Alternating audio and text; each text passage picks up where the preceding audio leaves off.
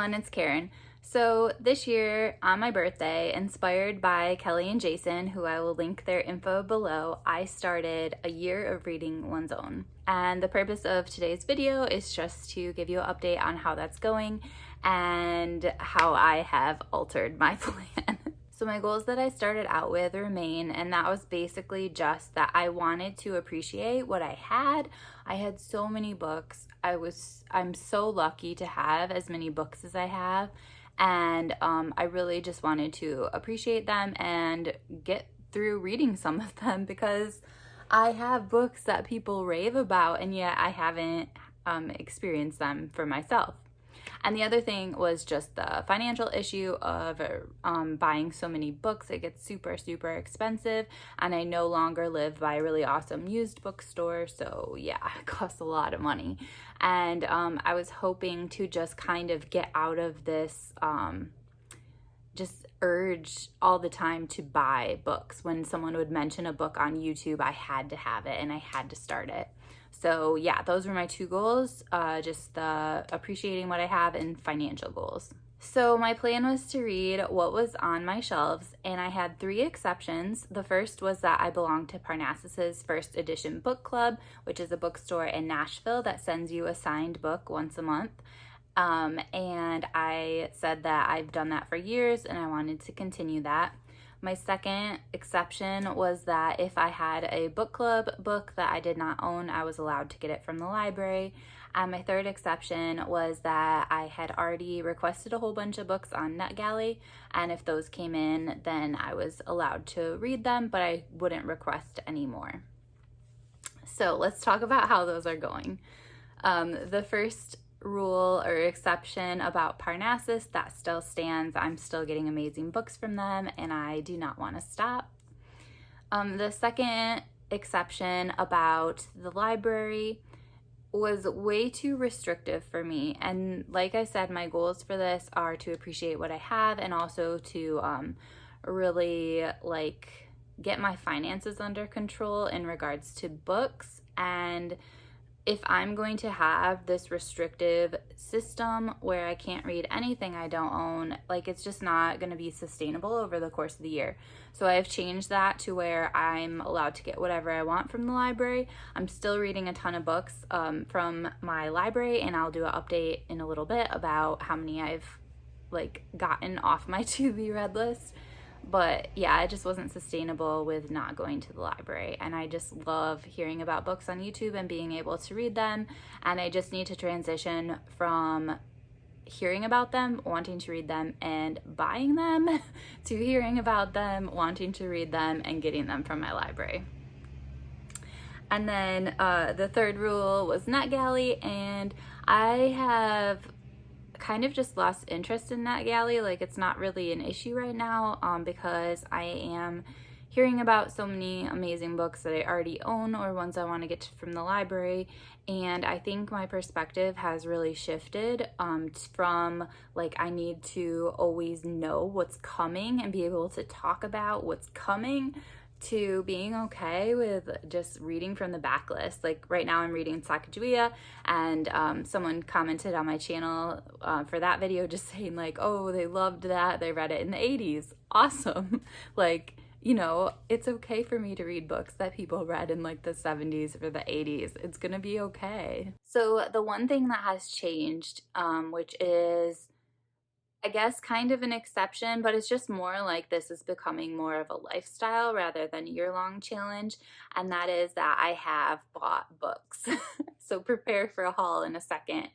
But I'm only buying books if they were books that I read and loved and really wanted to own. So if they're 5 stars and I want them as part of my collection, then I am choosing to buy them.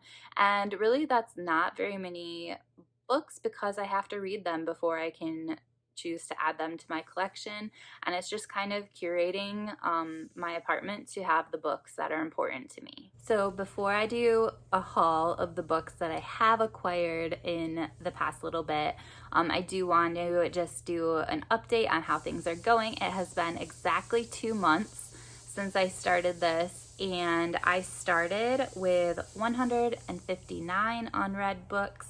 and I'm down to 147, which means in 2 months I have read 12 books from my shelves that I owned but had not read, and that's about 6 books a month, so I'm quite pleased with that.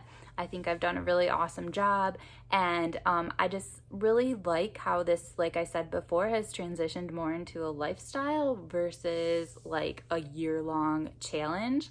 I think that this is going to be more sustainable going forward in the long haul. And when I think about like what do I want my life to look like regarding books after this year, what I really want is to have a library of unread books that are no more than around 50, and yeah, then just to have that set number, whether it's 50 or if I decide on a different number, that I can't go over. So I can't buy more books than that number. I have to read some to get that down before I'm allowed to buy books. I just think that would be more sustainable, but I just think that this whole attitude that I have towards reading what I already own has changed a lot, and I'm really grateful for that. So here are the books that I have purchased. I did not purchase any books until a bit into July.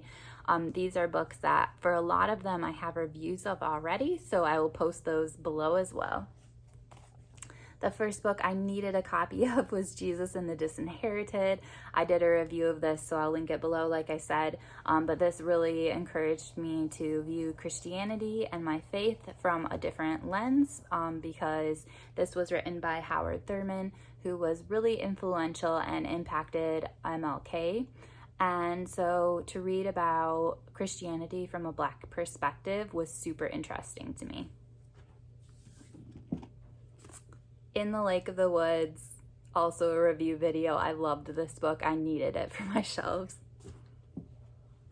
84 Charing Cross Road. This book has the most adorable cover. I will link the review below, but oh my gosh, so cute. Sacagawea, Guide and Interpreter of Lewis and Clark. This is by Grace Raymond Hebard. Anyway, you have probably seen this book on my channel because I got it from the library, and it was a really, really old book from like 1932.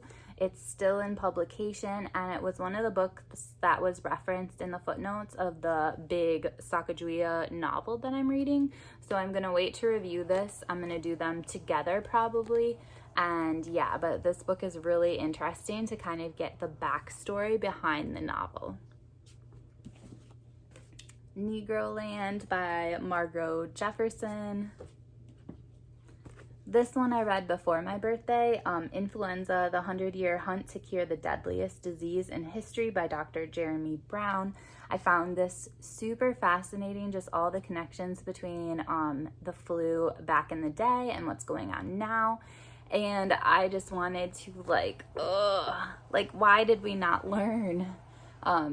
Yeah, I found this so interesting, and I read it before I had a channel, so I did not review it.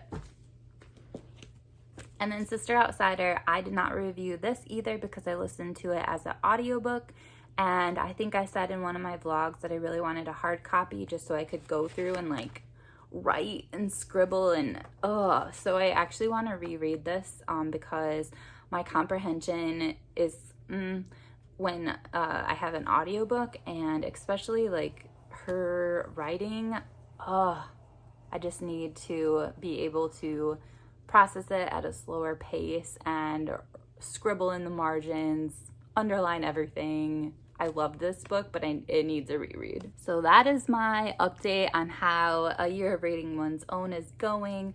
Obviously, it's my business if I change the rules of this project, but I thought that you guys might be interested, and I'm curious what you guys do, what kind of rules you set for yourself, and how you kind of control the mass need for books, especially when you're on BookTube. Like there's just there's so many book hauls, and I just think that it's really hard to just kind of conquer that desire to have all the books when you don't have time to read all the books. I'm curious what your thoughts are. Please put them in the comments, and I will see you later. Bye.